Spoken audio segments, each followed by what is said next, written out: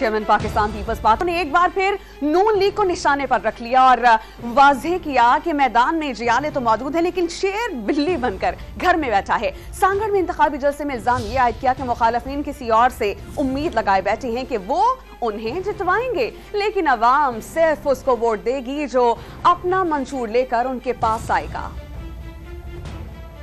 मैदान में सिर्फ जियाले मौजूद है, मुकाबले करने के लिए सिर्फ जियाले तैयार है।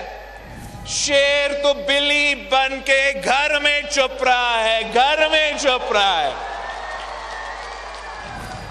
खुद शिकार करने के लिए तैयार ही नहीं है। ये किस किस्म का शेर है?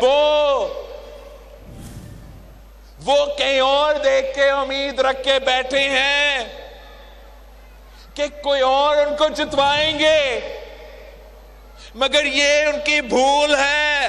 वो वक्त नहीं रहा। अब अगर आपने इलेक्शन में हिस्सा लेना है तो आए, अवाम के पास आए, अवाम को बताए कि आपका मंशूर क्या है।